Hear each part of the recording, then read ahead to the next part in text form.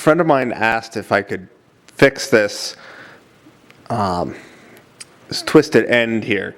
This is an auger for a meat grinder, and the end is just all cast stainless, and this end is really soft, and I guess well, the whole thing is really soft, and I guess he's twisted off the end of another one. I actually broke it completely off. So I'm going to turn down a new piece. It's just a very basic spline, and try to weld it on back here so I get a bigger diameter. And I'm going to use pre-hardened chromoly, so hopefully that'll weld okay to the stainless. This part is going to be a little bit hard to hold, but I can chuck it up here.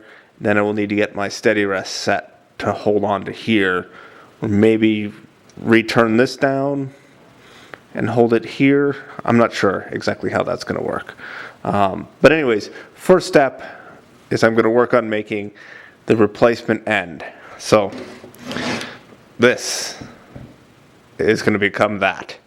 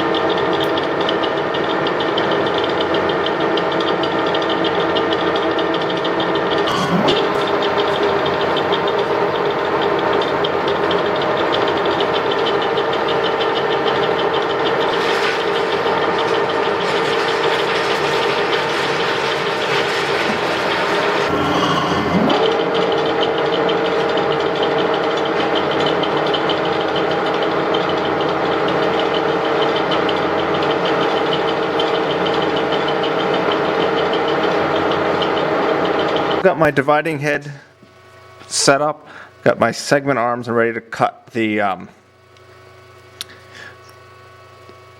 splines on the end of here. There need to be 6 splines, so I've set up on the 18 hole ring, and I need to go 6 full turns and 2/3 of a turn. So 2/3 of a turn is 12 holes on the 18 ring.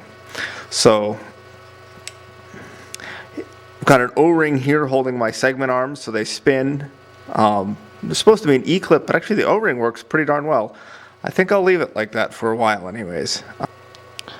So my plan for cutting these splines, first I thought about making a cutter that's that shape, but really they don't need to be terribly precise. So what I'm going to do is cut that, well, let's see if you guys can see it. I'm going to cut like this, rotate it, cut that side, so on, then switch over and cut the other side. So that's the cutting plan I'm going to use for cutting these. Hopefully, there we go, hopefully that will work. This is pretty crude and it just goes into something else, so it doesn't have to be like meshing with something. So the precision is not that important. So anyways, let's see how this cuts. I'll cut the first half of them and then we'll flip it around and we'll cut the other half and see how it goes. We won't flip it around, we'll move over to the other side.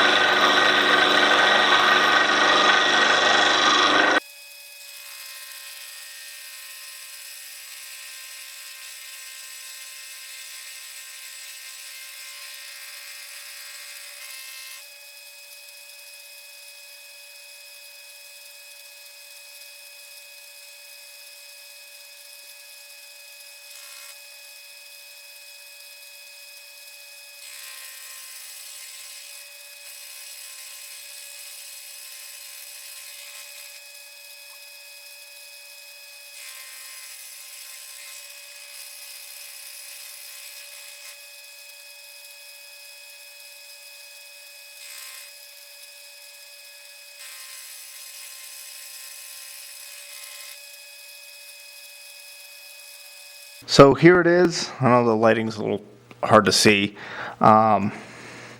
It's got 6 sides on it. There is an apprentice mark or 2. Where is it? Yeah, here. This tooth I got off my index, so I ended up cutting in the wrong spot. But it cleaned up okay, and I think that'll be perfectly functional for what it is. There's still a little V in the middle that I may need to take out. I might send this to the guy I'm making it for and see if it fits into his thing. Otherwise, that way I won't need to like go in and mill this out with like a 1/8 inch end mill, which wouldn't be too bad to mill it out. But if I don't have to, I would rather not. Let's see. I'll show you what I think happened when I was doing my indexing. So this plunger has a really fairly strong spring to it. It probably way stronger than what it needs to be. So when you pull out, if you slip at all, the pin catches the sector arms and moves them. So you have to be really careful to pull out all the way. If you leave it in too far, bad things happen. So anyways, so there we go, the 6 sides. And see, they aren't quite centered, are they? No, not quite across from each other. I was afraid of that. Without a digital readout, I was trying to do it all off the dial. And I think I must have been off a little bit. I was going to set up a dial indicator also, but that ended up falling on the floor and breaking my magnet attachment. So I tried to do it using the hand dial. So we'll see. Should have been more careful with the math and the cranking. It's hard with the backlash and only dials. I see why digital readout is it's more popular than just running the dials on the machine. It's really the first machining project I've done where I haven't had a DRO, at least on a milling machine. So besides like really basic stuff. So because I had to find the center, I have to find the edge, then move to the center, and then move half my thing plus half my tool over, then come back. And anyways, excuses.